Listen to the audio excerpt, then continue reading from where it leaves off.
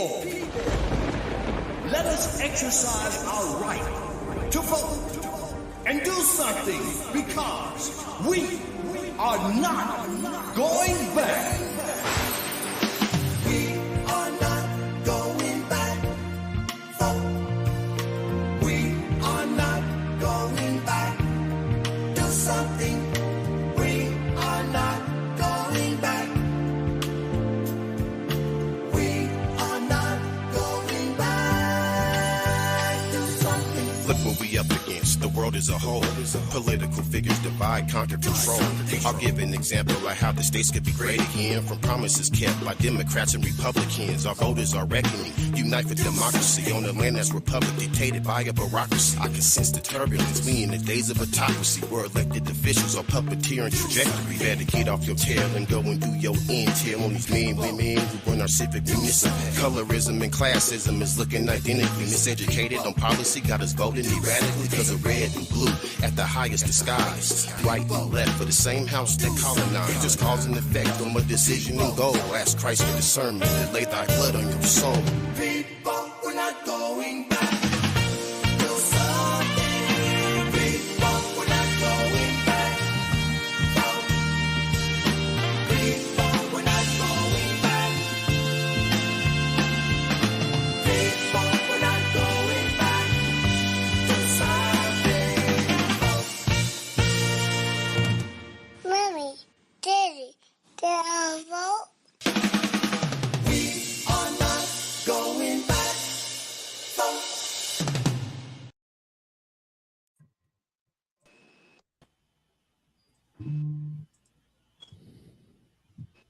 Good evening, everyone. Hello. Evening. Good evening. Welcome to Daena Talks, where we look at some of the most important issues. The song you just heard playing, coming into the program, is called We Are Not Going Back. And I want to give credit to Danny Londo Sr., a gifted and talented composer and songwriter who just happens to be my dad. So shout out to my dad for that song. The song has special meaning, and the words are important because there are those who would try to set us back, take away constitutional rights, and regulate our bodies. We are literally days away from what might be the most consequential presidential election of our entire lifetime. The stakes are high for everyone, and in particular to Black and brown people. But even now, on the eve of the election, we find that some Black and brown people are openly supporting Donald Trump. And it seems, to be against their interests. And this is, especially notable when it comes to Black men. So we're going to dive into this and other issues with a great group of guests.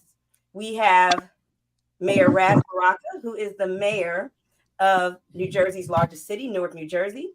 We have Walter Fields, who is a political commentator. We also have Anthony Ways, who's the founder of Can Do, which stands for the Camden African Neighborhood Development Organization. Welcome, everyone. Thank you for joining this episode. So we're going to dive into everything. With just a few days to go before the election, there's a strange thing that's been going on, right? Black and brown men have been openly supporting Donald Trump, as I mentioned. And what makes it strange, it's opposite to their interests. What's going on here? I'd like to start with Mayor Raz Baraka. What do you think is going on here, Mayor? Well, first I want to say nothing, because the majority of Black men are going to vote for Kamala Harris. That's just a fact. We're the second largest voting bloc the Democratic Party has.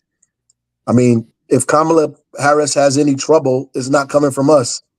There are groups of people who, white women, for example, who are polling lower than Black men. Black men are up there. While you have a few Black men that are almost the same amount, have been more vocal now, and have been getting the airwaves because people have been giving them the airwaves, and getting in the internet because people are talking about it a lot. I think that ultimately most of these folks are wrong. The same reason that you would find any black man doing that is the same reason you would find poor white people doing it the same, or working class white folks who are doing the same thing. They just believe that somehow Donald Trump has a kind of corner on the economy, which he doesn't. Is just not true. Uh, by the mere fact that he's some kind of businessman, they think that somehow he's going to make it possible for them to, have a better life or have an opportunity in this economy. And there's no evidence of that. There's no proof of that. His history does not bear that out. The Republicans in office don't bear that out. So, I mean, it's just not true. And this is just a talking point that they've been pushing over and over and over again to convince people that the wrong thing that they're going to do is the right thing. Yeah. Well, Walter, why don't you weigh in? What is your opinion on that? What do you think's going on here? Well, first of all, the black electorate has never been monolithic. I'm old enough to remember 1968 and the convention in Chicago and the debates around that convention. 1960, Richard Nixon got 30% of the black vote against John F. Kennedy. So it's not unusual for there to be black Republicans. I think what we're seeing is because the Trump campaign and the Republican Party has made an effort to try to penetrate black men. So that in and of itself has elevated the visibility of black males in this election cycle. I Right. agree with the mayor. I think overwhelmingly black men will vote for Kamala Harris. But I think that what you're seeing is really transformational politics. I think, for the first time, a positive thing about this focus on the black male is that there's a focus on the black male. And sometimes we are not necessarily looked at in that way as being an important constituency during any election cycle. So I think some of this, and I chair my fraternity's National Political Action Committee, Pi Iota Phi Theta Fraternity Incorporated, and all of the Divine Nine fraternity political action committees have individually and collectively endorsed Kamala Harris. And we had a press briefing in Washington, D.C. at the National Press Club about a month and a half ago. And we outlined all the reasons why Kamala Harris is the qualified candidate for president. But I do believe that this election, as you said, Mayor, is one of the most consequential. I think we are at a tipping point in this country. I think Donald Trump has basically run on a platform of whiteness. I think demographic change in America is frightening some people, particularly some white people. And so I think you see in this election, we've come to a place in America that America has to decide what it's going to be. Either it's going to be, the image that Kamala Harris presents us in terms of a diverse, robust, peaceful nation, or it's going to be a very autocratic state that Donald Trump has envisioned for himself. It's a clear choice. It's probably the clearest choice we've had in an election in a very long time. What do you say, Mr. Ways? I agree with the panelists, of course. But I think also that Trump has a little bit of that masculine, finger at the system type of energy that I think is appealing to some young black men. But once they get into, studying his policies and getting to understand like Project 2025, I think they'll come to their senses. Back to the mayor's point, I think black men will be supporting. And you just mentioned something. You said, his way that he has about him. Like, I've heard, young black men say, "Oh, he's gangster." Yeah. And I think because, he's broken the law, he's been charged and convicted, and and he's still in the arena that he's in. I remember he said when he was first running, the first time he ran, he said he could shoot someone in the middle of Times Square and still get elected, and he meant that. Yes. So I agree. I think that there's this attraction, where he appeals to young black men because of that. I don't know if it's so much of the criminal stuff, but I think it's his finger to the system. It's saying, the system never done right by us. So in that space of never feeling a part of it, I think him putting his, waving at the system off is appealing to them.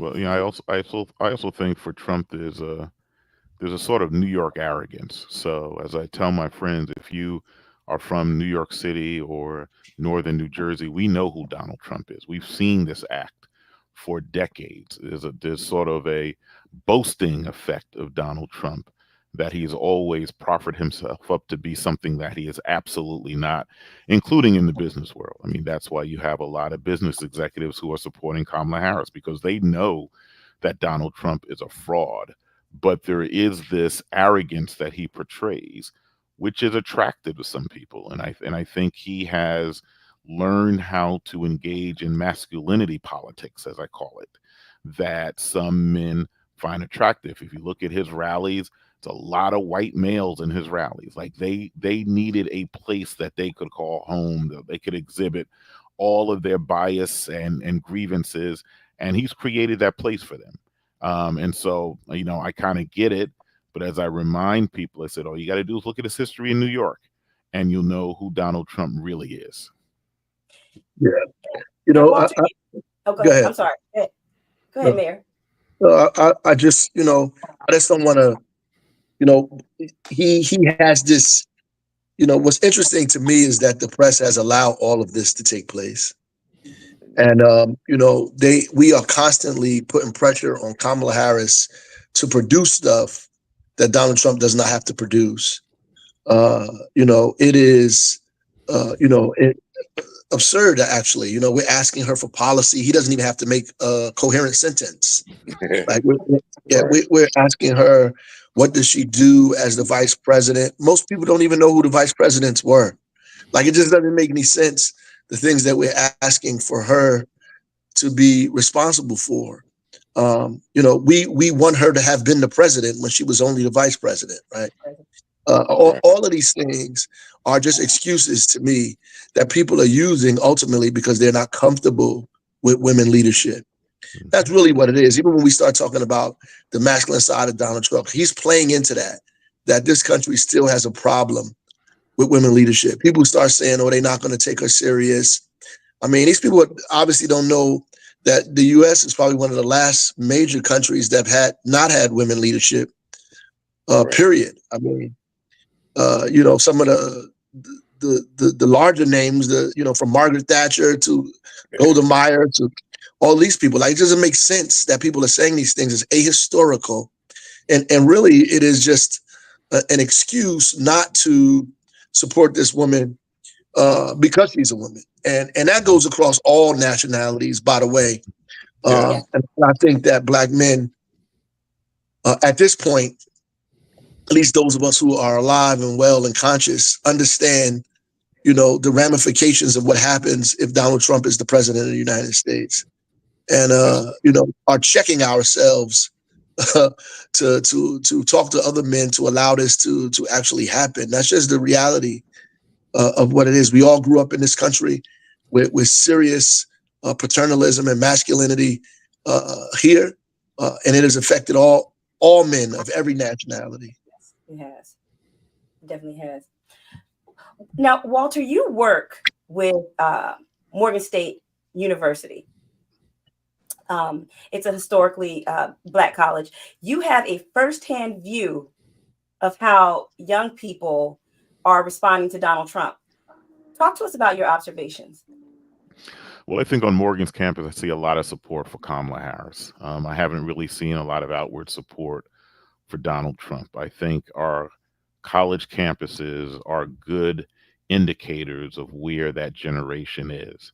And when I talk to young people, they're very aware of what's at stake in this election, right? So, you hear them talk about student loan relief. You hear them talking about the continued support for historically Black colleges. You hear them talk about what's happening in the communities. I was out in the streets of Baltimore the other night. There's a dynamic organization here called We, Our, Us. It's a Black men's movement that started 6 years ago when a young man was killed in Baltimore. And twice a week, we have about 125, 150 Black men that walk the neighborhoods in Baltimore. And when you hear people on the streets, very few people are falling for Donald Trump's garbage. I think people are living their reality and they understand what's confronting the nation. And so I don't think young people are going to be fooled. Look, there are certainly conservative young African Americans, no doubt. But my state is very interesting. So Maryland, my adopted state, because I'm a New Jerseyan, it's good to be back in Jersey, even virtually. But in the state of Maryland, where we have a black governor, we have a sister who's about to become a United States Senator, Angela also Brooks. But we also have the former chairman of the Republican Party, Mike Steele, who has come out for Kamala Harris. So I think there is also this thing of common sense that is taking root in our community. Yes, Donald Trump is going to get some black votes. He got some black votes the last time around, but it is not going to be significant enough to sway this election. And so on my campus, I've been on other campuses, I think young people are very clear about what's at stake and aren't going to be fooled by misinformation and rhetoric that they hear coming from Donald Trump. So, I'm confident that our young people are going to be ready. And I've already started voting. I mean, the early voting in Maryland has been really crazy. I mean, so I think our young people know what they're going to do and they're going to make the right choice. Could you talk to us a little bit about what is at stake? Oh, geez, where do we start? A perfect example is our judicial system. So the Supreme Court recently ruled in favor of the Virginia governor who wants to sort of cleanse the voting list, claiming that they're illegal voters. So our court system is at stake. The President of the United States appoints not only Supreme Court judges, they support all federal judges, and they appoint U.S. attorneys. So our entire Department of Justice apparatus is at stake. What else is at stake? Education. You have a candidate, Donald Trump, who has indicated he would like to end the Department of Education. What does that mean in real consequence?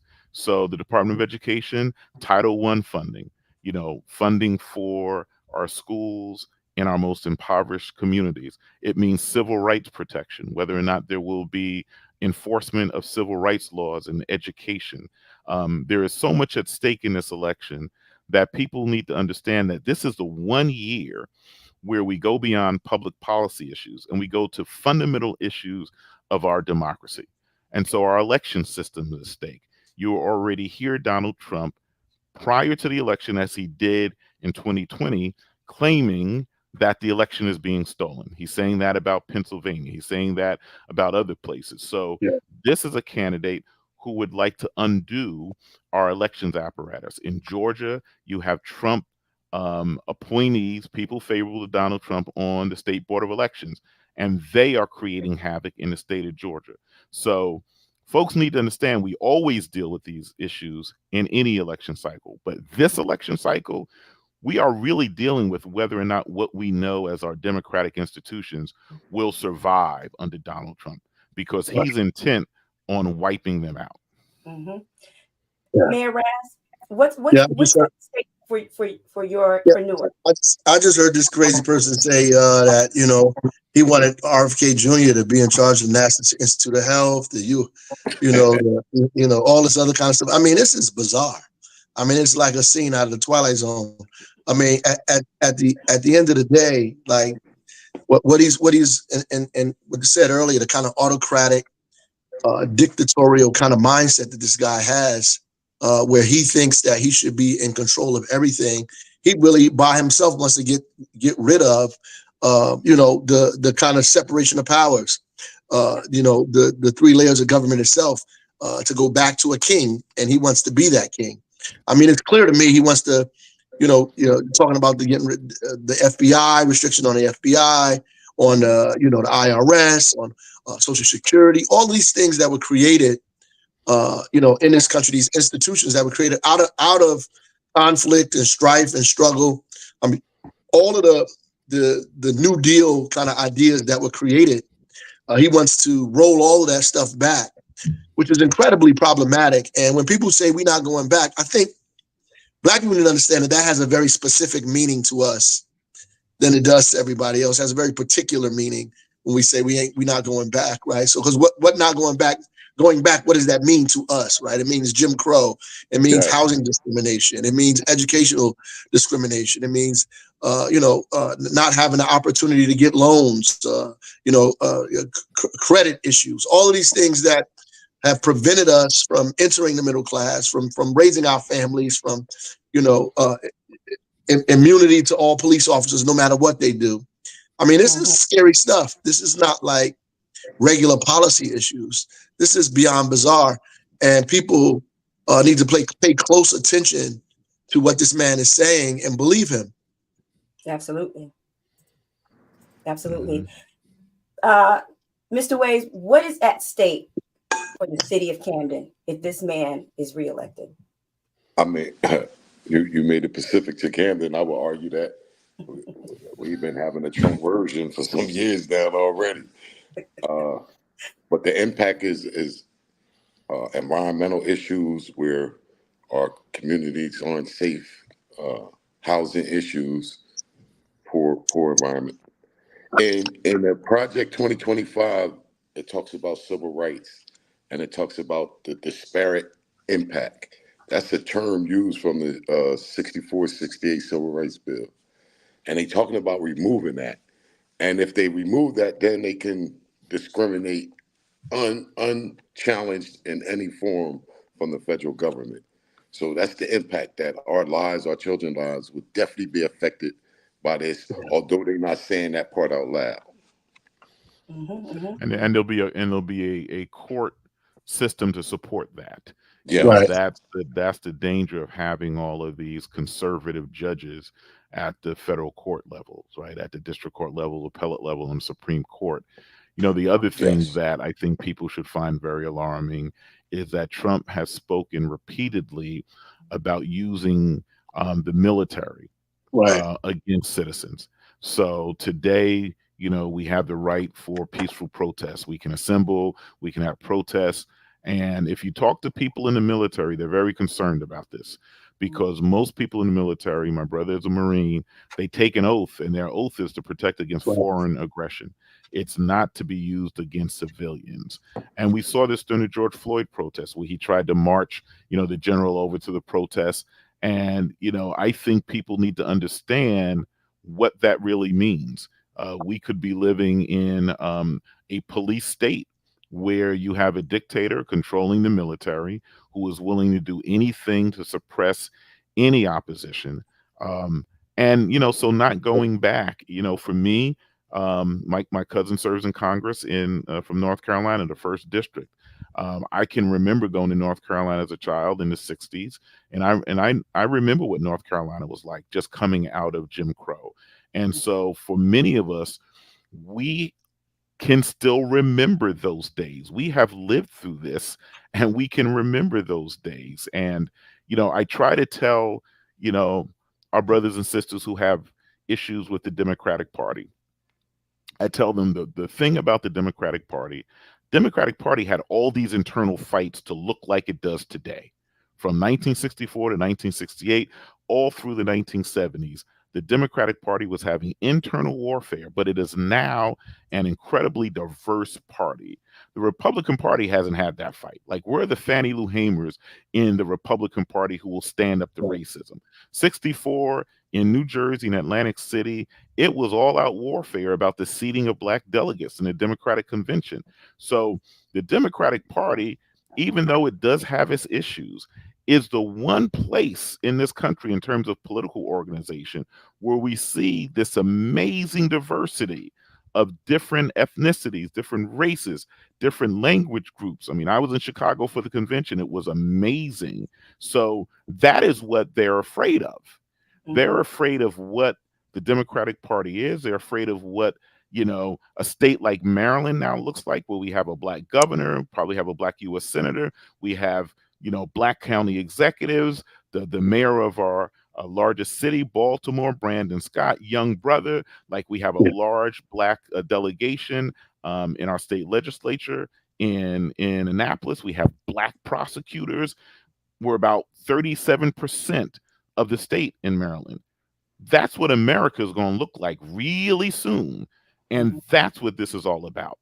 Yeah. Right. And so, I think the notion of not going back, people really need to understand that those are not just words. Yeah, Like yeah. there's history there that we better be aware of. And that history is not one that played to our benefit. Right. What's the plan if he's elected? I'll start with you, Mayor. What's the plan if he's elected? Well, we got to continue. We have to continue organizing, obviously, and do what we've been doing and double down on it, actually, and begin to create an offensive strategy. We've always been playing defense. We're very good at it. In fact, sometimes when we get the ball in our hand, we play defense so well, we like to give it back just so we can play defense. We have to formulate what an offensive strategy is, and that means like we have to begin talking about what we want and not just what we don't want.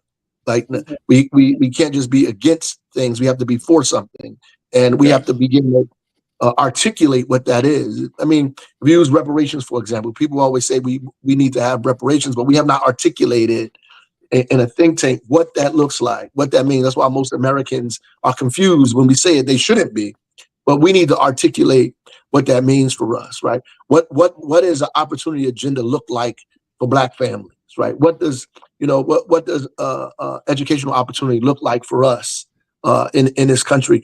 What do we mean when we say police reform instead of just abolish the police? Like it's very privileged and even bourgeois for other folks to come up with these concepts that our grandmothers are not going to buy into. We have to organize in our community and come up with real national kind of strategies. And I think we're going to have to figure out how to do that very quickly. In fact, very, very, very quickly. Because they're going to try to set us back very quickly. So we got to put our differences aside that we have because we're not monolithic. We got to put but I'm going to tell you what's going to be monolithic. The fever and the pain that comes on our community because of the policies that are going to be passed, and they don't have time to stop you, like Malcolm said, to ask you if you Democrat or Republican or Baptist or Methodist, right, or Muslim or Christian. That people just coming. And so we're going to have to come up with a national strategy. Yeah, absolutely. Now, some people that I've talked to have said this whole Trump movement is the beginning of the creation of an apartheid state. What do you think about that, Mr. Wade? I agree. Apartheid from the standpoint that minority rules. So as we was coming up, we was always taught in a democracy, the majority rules. Well, in the next 15, 25 years, there'll be the majority minority. So in order for them to stay in power, I believe they're going to create the system that is very close to apartheid so that they can remain in power. They do it already with gerrymandering and changing the lines within the state. So they have been gearing up for this, and I think Trump is like the figurehead for it to go. What are your thoughts, Walter? Well, all you got to do is look at Elon Musk, South Africa, right? And having done a lot of work in South Africa after apartheid for 2 years, people don't understand what that was really like in terms of Black existence in that country. And I think we're approaching the stage where the dehumanization of Black people and the criminalization of Black skin is evident. And so, you asked the question about what do we do if he wins? The mayor is absolutely right. We organize. Right? We need the Mayor Barakas or the Governor Barakas. We need our elected officials, but we also need at a community level, people organizing because we missed the beat. And I would encourage people to go to Google and Google A. Philip Randolph freedom budget. A. Philip Randolph had fashioned an alternative budget to the federal budget. We never look at the federal budget, right? And so even on issues like education, the federal government provides minimal support for public education. That burden Right. is on states and localities. But Mhm. go look at the defense budget. Look at how much money the United States spends on defense. One fighter jet, one submarine, we're talking billions of dollars. And so Right. we have trillions of dollars spent on warfare, but meanwhile, for our communities, for our children, for our families, minimal investment. And that's been going on throughout Democratic presidencies, Republican presidencies. Like, there comes a time when I think we have to be strategic and tactical about how we approach politics. And we better be. And look, it's not like we don't have assets.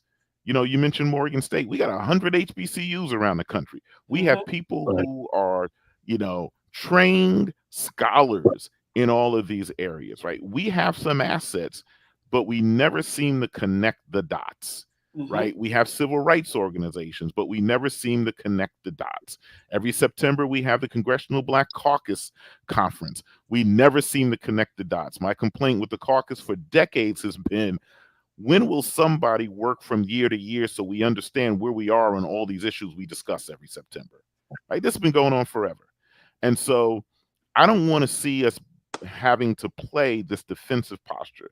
I'm really, positive and prayerful that Kamala Harris will win on Tuesday, but we Yeah. best be prepared in the Right. event that she doesn't. And as the mayor said, we better get prepared quick, because Mhm. trust me, they're going to move with lightning speed Day one. against us. Oh Yeah. yeah. Yeah. Without question. Yeah. People have argued, that things were so much better under Donald Trump. The economy was good. The job market was better. Is this true, or have we created some sort of fantasy here? Well, Vanity. We, that's yeah.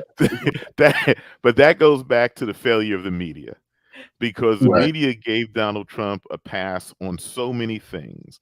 So That's as right. far as the economy, Donald Trump adopted a healthy economy, right? Then we went into COVID, and he basically killed the economy as well as killing people.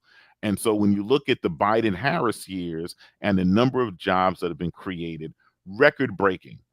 And I think this is the danger that we're in right now. And it's also, we have to look at the fact that certain newspapers decided not to endorse Kamala Right. Harris because the owner of the newspaper objective. So the Los Thank you. Angeles Times, right? The Gannett papers. We need to understand we're in an era where big money is controlling our destiny. These are billionaires who are playing with us. Mhm. And so when it comes to, the facts of the matter, they don't matter anymore. Like, there are some facts that we can look at from the Biden Harris years. Another example is support for historically Black colleges. Trump was boasting how much he supported HBCUs. The Biden and Harris administration went overboard in their support for HBCUs. They really supported Black colleges. Right. When we talk about student loan cancellation, debt cancellation, we've never had as much debt canceled on student loans as we had during the 4 years of Biden Harris. So I think part of the challenge we have to cut through the muck and the lies. And this is why we got to get back to a day where our Black newspapers are supported. We need to have our own media that can tell the truth to our people, because we're not getting it. Just the news yesterday, that the Star Ledger is going to stop printing their paper. That's a dangerous sign.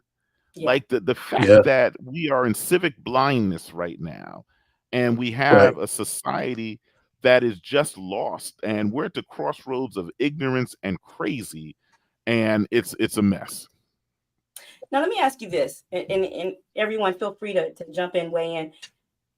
If Donald Trump is elected, what do you expect to see day one? Well, I really want to stop contemplating that. Really, Yeah. at the end of the day, I think we want everybody people to get out here and win. We want people to go register. Go and call people and get your relatives and family all over the country. People in the South and in Pennsylvania to go vote. but they're clear about what they want to do. It's not a secret. I mean, it's not really, you don't really have to analyze it. I mean, they want to get rid of for the Obamacare. They want to get rid of that, right? They want to give police full immunity. They want to stop college students from getting debt relief, right? These are things they want to do like immediately, like without a shadow of a doubt. Those things are going to go forward. They're going to push those things very fast, and those are the things you're going to see happen right away. They're going to begin to purge voters from voter lists. I mean, these things are going to happen, and we have to make sure that it does not happen, right?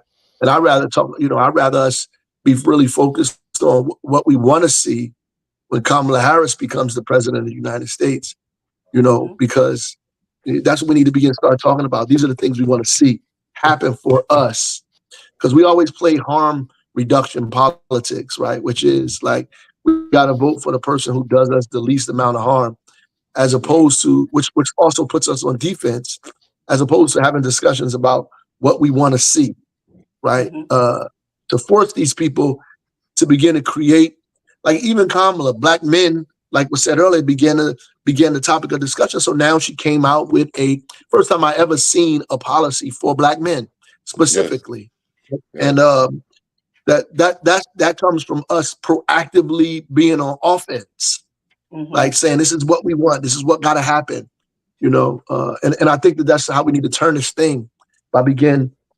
I mean, and if we worried about black men going in some other direction, we got to encourage them, because we know where black men are coming from, right? We know how difficult it is in this country to maintain your family, to maintain a job, to not get shot at a traffic stop, to work your hardest and your best not to find yourself in a police car, right? To do everything you can to get a job that sustains you. To if you get in trouble, to come home from that and rebuild your life. Because if you fall down as a black man, you can't ever get back up. These are the kind of things that people feel. And so we have to address those things in a positive way, because people, they ain't scared of Donald Trump. They should be, but we need to start talking about what we're going to do for them. Yeah, and I agree, and I think we have to start talking about possibilities, because on November 5, we can put Kamala Harris in the Oval Office, and we can put Hakeem Jeffries in the Speaker's seat in the House of Representatives. And people need to understand the significance of that, to have a black Speaker of the House of Representatives to control the agenda of the House. And if we get the Senate, we've got a royal flush, right? And so we need to really start thinking proactively. And we have done that in my fraternity's political action committee. We have a public policy platform, because we started to think about, hey, we believe, Kamala Harris is going to be the next president of the United States. So what are the issues that we believe are important to black men? And I do think we don't have to talk about what we would think Trump day one would look like, because we've already seen it. We saw it in 2016, and we know it's just going to be a pack of lies. And so we really do need to, and people need to understand, whether you're voting early or you're waiting till November 5th, do not go into that polling place by yourself. Bring some folks with you.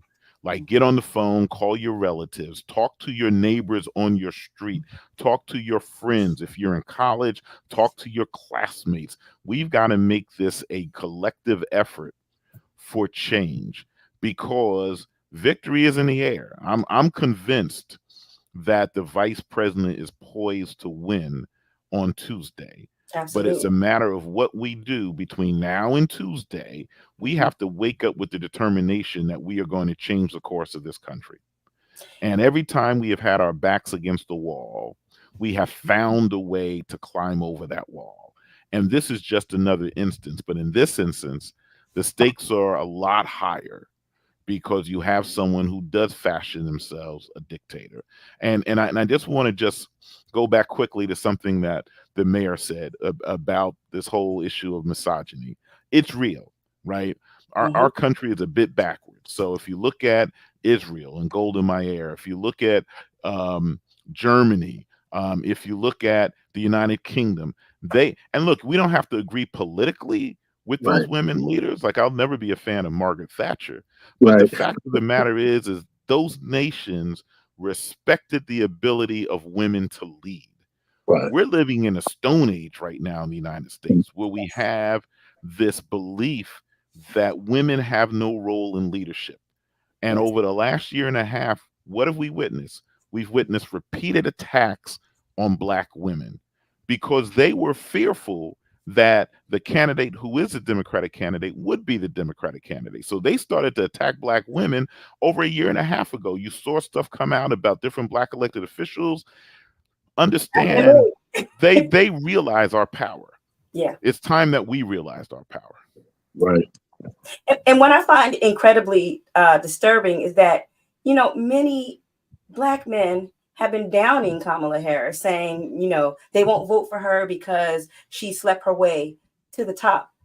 What do you think about that, Mr. Ways? What do you have to say about that? Sorry, nothing. Because that's that garbage that we shouldn't be entertaining. And to the point, you know, white supremacy is going to find a way to exercise their negative That's right. definitions on our community.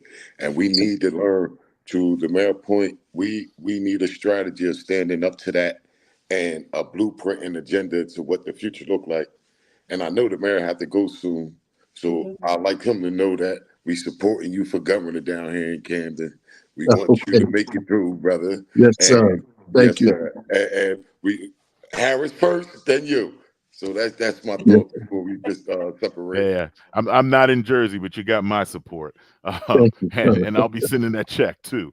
Oh, There that's you go. great. Yep. Thank you. Money You know. needed. Money needed. but People- look, the thing that I think Black men need to understand, when they talk about Kamala, they're talking about your grandmother. Yes. They're talking about your spouse. They're talking about your daughter. They're talking about your granddaughter. It's not Kamala.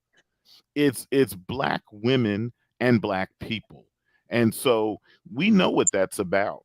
And we shouldn't fall prey to that madness, because if they can speak in vulgar terms about the vice president of the United States, how do you think they're speaking about the rest of us?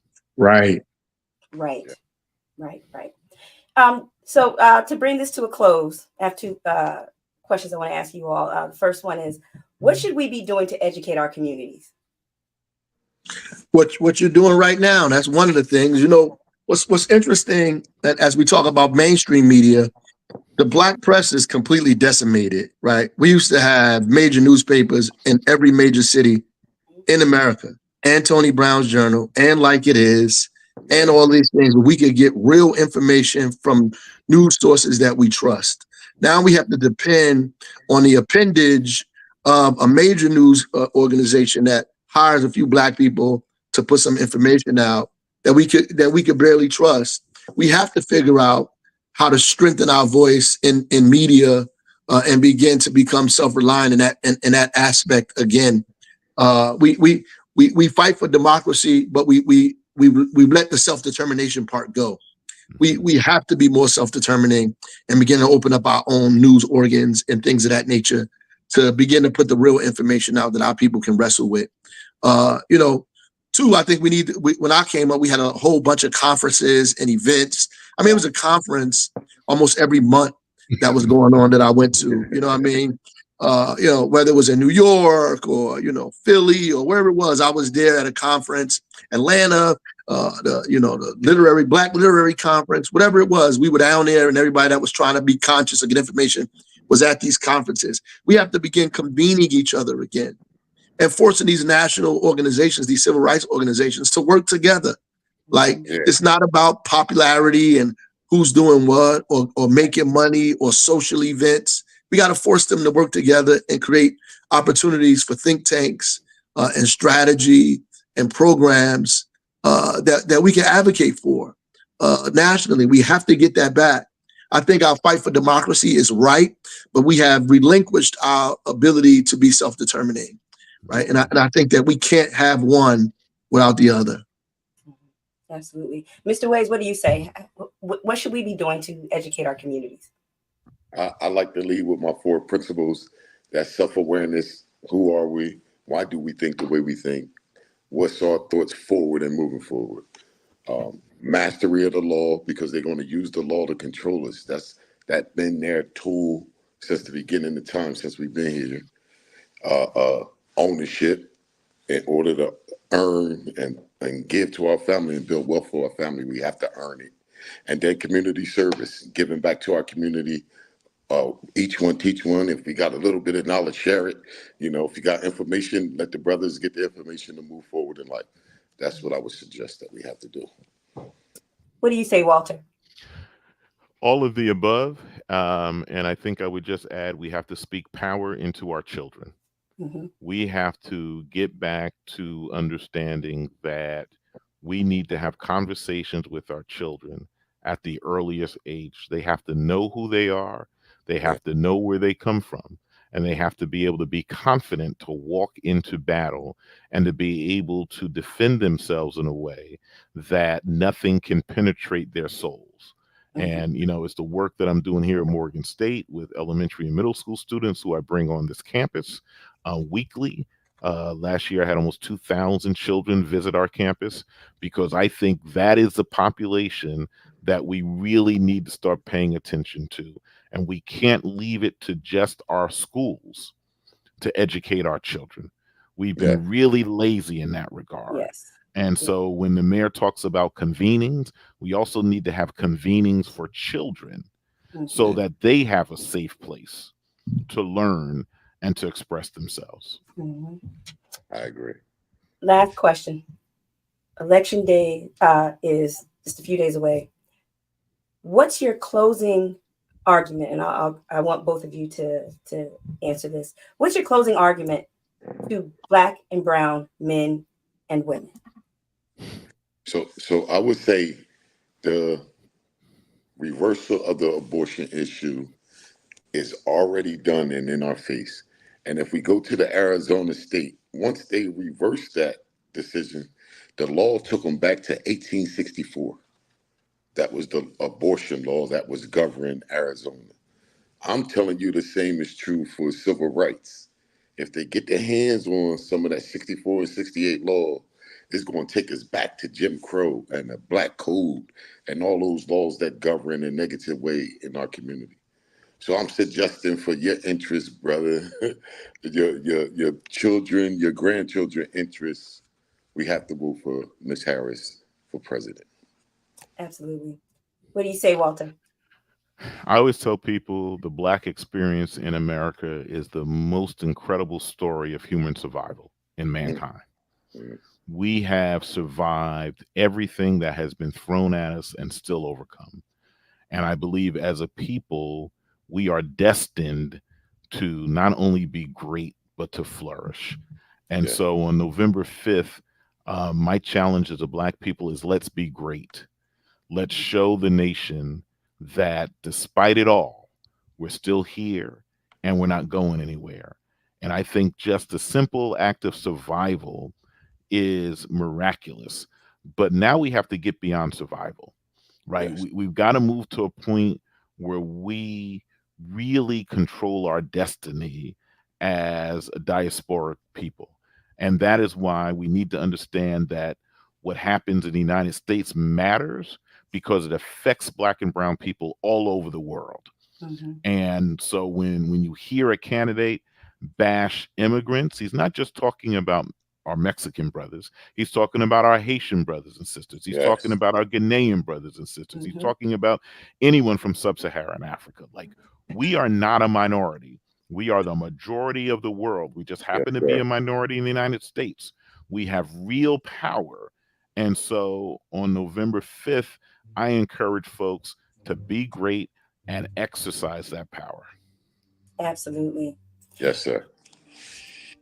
Everyone, I want to thank you for tuning in to another episode of the Daena Talks. Remember, Tuesday, November 5th, get to the polls. If you have to pick people up, give people rides, get on that phone. 10 people. Take 10 people with you. 10 people. Get on that phone. Call people. Encourage them. Tell them. Remind them. A lot of times why people don't vote is because they forgot. They actually forgot. So it's just a matter of picking up the phone, reminding people, remind people on social media, text message, email, whatever. but we have got to vote for VP Kamala Harris so that we do not go back. Yeah. All right. Thank you, everyone. Thank for you. joining. Thank y'all. And I look forward to having you both back in the future to talk about some other issues. Okay. Yes. Do. Thank you, Your Honor. And good meeting you, Mr. Walters. Good meeting you, Brother Ways. Yes, sir. I got to come to Camden to see you, man. Yes, sir. Definitely come on down. Let's build. All right. All right, y'all. Be good. Bye-bye.